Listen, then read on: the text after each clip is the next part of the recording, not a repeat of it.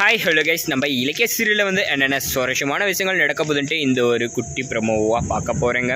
என்னென்ன சுவாரஸ்யமான விஷயங்கள் நடக்க போதுன்ட்டுனாக்கா, என்ன தான் வந்து இந்த கௌதமும் சரி இந்த இலக்கியாவும் சரி நல்லதுக்கு பாடுபட்டாலும் அவங்களுக்கு வந்து நல்லதுன்ற ஒரு விஷயம் வந்து நடக்கிறதே கிடையாது. ஏன்னா இந்த அஞ்சலியும் சரி இந்த எஸ்எஸ்கேவும் சரி ஏகப்பட்ட பிரச்சனையை வந்து கொடுத்துட்டாங்க.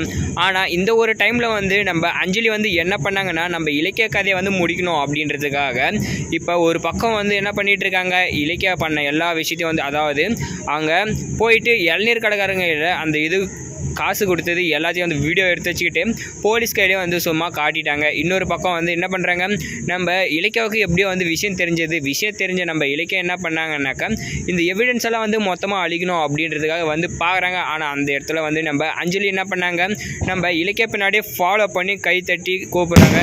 என்னடா அப்படின்னு வந்து பார்த்தானாக்கா, நம்ம இலக்கியா வந்து என்ன பண்ணுறாங்க, திரும்பி பார்க்கும்போது பயங்கரமான ஷாக் ஆகிறாங்க. இந்த அஞ்சலி எப்படி இப்படி வந்தா அப்படின்னு வந்து சொல்லிட்டு அந்த ஒரு நேரத்தில் தான் வந்து நம்ம அஞ்சலி அவள் பண்ணுற எல்லா விஷயத்தையும் வந்து அங்கே சொல்லிடுறோம், இதெல்லாம் நான் தாண்டி பண்ணேன், உன்னால் என்னடி பண்ண முடியும் அப்படின்னு சொல்லிட்டு வந்து நம்ம இலக்கியா கையில் வந்து சொல்கிறாங்க.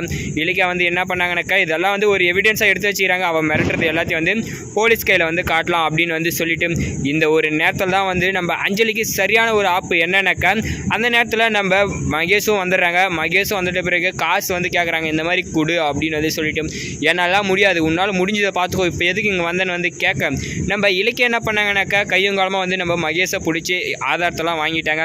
உனக்கு எவ்வளோ வேணும், எத்தனை கோடி வேணும், என் கையில் கேளு நான் தரேன் அப்படின்னு வந்து சொன்னாங்க. இவ கையில் எதிராக இவ்வளோ அமௌண்ட்டுன்னு சொல்லிட்டு வந்து நம்ம அஞ்சலி வந்து முழிக்க ஆரம்பித்தாங்க. அப்போ தான் வந்து எஸ்எஸ்கே காசு மொத்தமாக வந்து போன எல்லா விஷயமும் வந்து அவங்களுக்கு தெரியுது, இந்த மாதிரி எஸ்எஸ்கே காசு தான் அப்படின்னு வந்து சொல்லிட்டு வந்து சொல்கிறாங்க. சரி, இந்த ஒரு நேரத்தில் வந்து என்னாச்சு, நம்ம அஞ்சலிக்கு பயங்கரமான ஷாக் ஆகிடுது. அது மட்டும் இல்லாமல் நம்ம எஸ்எஸ்கேவோட காசு மொத்தமே இங்கே வந்துச்சு அப்படின்னு சொல்லிட்டு வந்து முடிச்சிட்டு இருக்காங்க. சரி, இப்போ நம்ம இலக்கியம் என்ன பண்ண போகிறாங்கனாக்கா, அந்த காசை வச்சு வந்து அஞ்சலிக்கு ஆப்பு அடிக்க போகிறாங்க. என்னன்னாக்கா, போலீஸ் கையில் வந்து பணத்தை கொடுத்து இவளை தூக்கி உள்ளே வைக்கிறதுக்காக ஒரு பிளானை வந்து போட போகிறாங்க.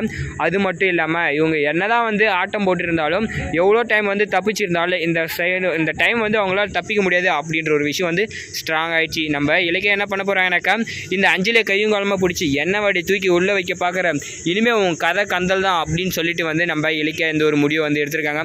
அவங்க பண்ணது ரொம்ப வந்து சூப்பர் தான். இந்த பைரவையும் சேர்த்து தூக்கி உள்ளே வைக்கணும். ஏன்னா இந்த அஞ்சலி பண்ணுற எல்லா விஷயத்தையும் வந்து கூட உடனே வந்து இருக்காங்கல்ல, அதனால் இவங்க ரெண்டு பேருக்கு வந்து சரியான தண்டனை வந்து கிடைக்கணும்.